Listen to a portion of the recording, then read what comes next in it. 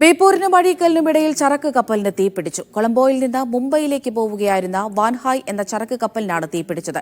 22 ജീവനക്കാരാണ് കപ്പലിലുണ്ടായിരുന്നത്. ഇതിൽ 18 പേർ കടലിൽ ചാടി എന്നാണ് ലഭിക്കുന്ന വിവരം. 20 കണ്ടെയ്നർ കടലിൽ വീണു എന്നാണ് ദുരന്ത നിവാരണ അതോറിറ്റിക്ക് ലഭിച്ച വിവരം.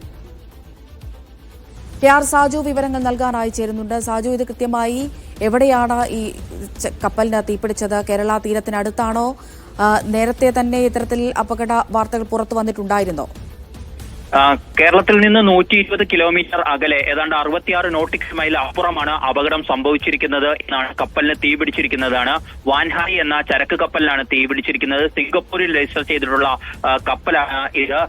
കാർഗോ ഷിപ്പായി ഉപയോഗിക്കുന്നു. ഇത് കൊളംബോയിൽ നിന്നും നവി മുംബൈയിലേക്ക് പോവുകയായിരുന്നു എന്നുള്ളതാണ്.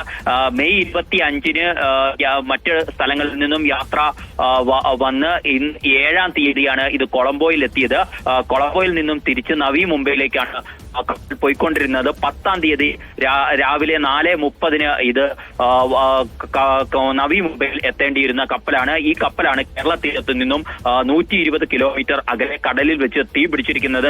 22 ജീവനക്കാർ കപ്പലിലുണ്ടായിരുന്നു. അത് 18 പേർ കടലിൽ ചാടി എന്നതടക്കം 40ഓളം ജീവനക്കാർ ഉണ്ടായിരുന്നു. 18 പേർ കടലിൽ ചാടി എന്ന വിവരങ്ങളാണ് ഈ ഘട്ടത്തിൽ ലഭിക്കുന്നത്.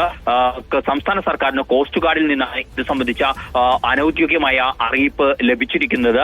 അതിനപ്പുറത്തേക്കുള്ള വിവരങ്ങൾ സംസ്ഥാനത്തിനുള്ളില്ല. കാരണം സംസ്ഥാനത്തിന്റെ അധികാര പരിധിക്ക് പുറത്തു നടന്നിരിക്കുന്ന അപകടമാണ്. ബേപ്പൂർ അഴീക്കൽ തീരങ്ങളാണ് സംസ്ഥാനത്ത് നിന്നും ഏറ്റവും അടുത്ത് ഇങ്ങോട്ടുള്ളത്.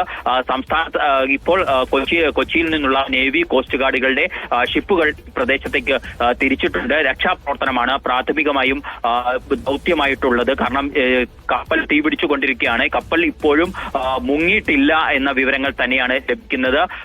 അത് ഷിപ്പുകൾ എത്തുന്നതിന് മുമ്പായി ഡോണിയർ വിമാനങ്ങളും മറ്റും അങ്ങോട്ടേക്ക് എത്തും. തുടർന്ന് രക്ഷാപ്രവർത്തനങ്ങൾ അത്തരത്തിൽ നടത്താൻ കഴിയും എന്ന നിലയ്ക്കാണ് കാര്യങ്ങൾ മുന്നോട്ട് പോകുന്നത്. ഏതാണ്ടും ഇപ്പോൾ നമ്മൾ മനസ്സിലാക്കുന്ന പ്രകാരമാണ് കപ്പൽ കാർഗോ ഷിപ്പായ കപ്പല് ലെങ്ത് ഏതാണ്ട് 263/32 മീറ്റർ എന്നാണ് കണ്ടെയ്നർ ട്രാക്കിംഗ് വെബ്സൈറ്റുകളൊക്കെ നമുക്ക് നൽകുന്ന വിവരം. സ്വാഭാവികമായും ഈ കപ്പൽ എങ്ങനെയാണ് തീപിടിച്ചത്, എന്ത് സാങ്കേതിക തകരാറിനെ തുടർന്നാണ് തീപിടിച്ചത് എന്ന കാര്യങ്ങളിലൊന്നും ഈ ഘട്ടത്തിൽ വ്യക്തതയില്ല. ഏതായാലും കോസ്റ്റ് ഗാർഡ് അടക്കം സ്ഥിരീകരിക്കുന്നത് കപ്പലിന് തീപിടുത്തം ഉണ്ടായിട്ടുണ്ട് എന്ന വിവരം മാത്രമാണ് ഈ ഘട്ടത്തിൽ. മറ്റ് ഏതെങ്കിലും അർത്ഥത്തിൽ എങ്ങനെയാണ് ഈ അപകടം എന്ന കാര്യത്തിൽ ഒന്നും ഉള്ള വ്യക്തതകൾ നമുക്ക് ഈ ഘട്ടത്തിൽ ലഭ്യമല്ല.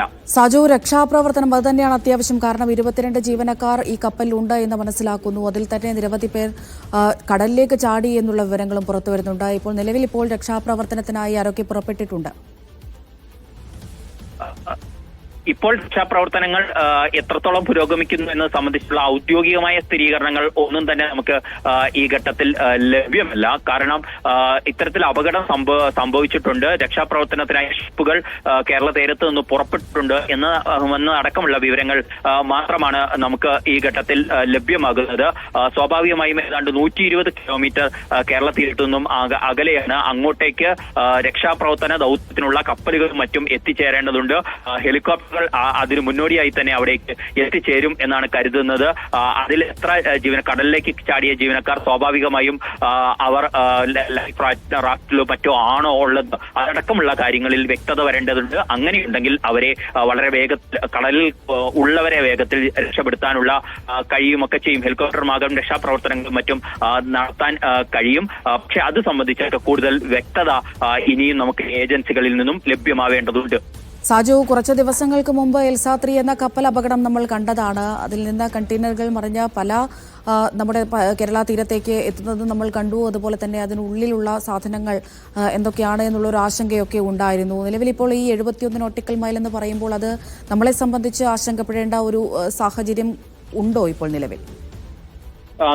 ആശങ്കപ്പെടേണ്ട സാഹചര്യം കപ്പൽ മറിഞ്ഞ് സ്വാഭാവികമായും കപ്പലിൽ തീപിടിച്ച് അത് അപകടത്തിലായി കഴിഞ്ഞാൽ അതിൽ നിന്നുള്ള കണ്ടെയ്നറുകളും മറ്റും കടലിലേക്ക് വീഴാം. അത് എങ്ങോട്ട് ഒഴുകുന്നു എന്നതിനേക്ക് ആശ്രയിച്ച് മാത്രമാണ് നമ്മൾ മുൻകരുതലുകൾ എടുക്കേണ്ടതുള്ളൂ. കാരണം കഴിഞ്ഞ എൽസാ-3 മറിയുമ്പോൾ നമുക്കറിയാം നമ്മുടെ തീരത്തോട് ഏറ്റവും അടുത്ത് തന്നെയായിരുന്നു അത് ഉണ്ടായിരുന്നത് എന്ന് പറയേണ്ടിയിരിക്കുന്നു. അത് മാത്രമല്ല അതിൽ നിന്ന് കണ്ടെയ്നറുകളും മറ്റും കേരളത്തിന്റെ തീരത്തേക്ക് തന്നെയാണ് അടിഞ്ഞത്.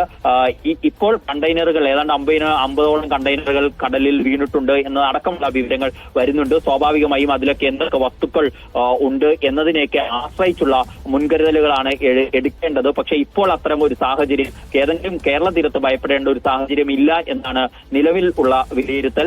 ബാക്കി കാര്യങ്ങൾ ഇത് അപകടം സംബന്ധിച്ച പ്രാഥമിക വിവരങ്ങൾ മാത്രമേ ഉള്ളൂ സംസ്ഥാനത്തിനും അനൌദ്യോഗികമായി കോസ്റ്റ് ഗാർഡ് കൈമാറിയിട്ടുള്ളൂ. ആ വിവരങ്ങൾ ലഭിക്കുന്ന മുറയ്ക്ക് മാത്രമാണ് ബാക്കി കാര്യങ്ങളിൽ സംസ്ഥാന സർക്കാർ എന്തെങ്കിലും ചെയ്യേണ്ടതുണ്ടോ, അല്ലെങ്കിൽ സംസ്ഥാനത്തെ ദുരന്ത നിവാരണ അതോറിറ്റി അന്ന് എൽസാത്രി അപകടത്തിൽപ്പെട്ട സമയത്ത് എടുത്തതുപോലുള്ള മുന്നൊരുക്കങ്ങൾ എടുക്കേണ്ടതുണ്ടോ എന്നതടക്കമുള്ള കാര്യങ്ങളിലെ തീരുമാനം എടുക്കാൻ ഇപ്പോൾ കപ്പൽ ഏതായാലും തീപിടിച്ചിരിക്കുന്നു എന്ന കാര്യത്തിൽ സ്ഥിരീകരണമുണ്ട്. അത് വാൻഹായ് എന്ന കൊളംബോ തീരത്ത് നിന്നും നവി മുംബൈയിലേക്ക് പോകുകയായിരുന്ന ചരക്ക് കപ്പലിലാണ് തീപിടിച്ചിരിക്കുന്നത്.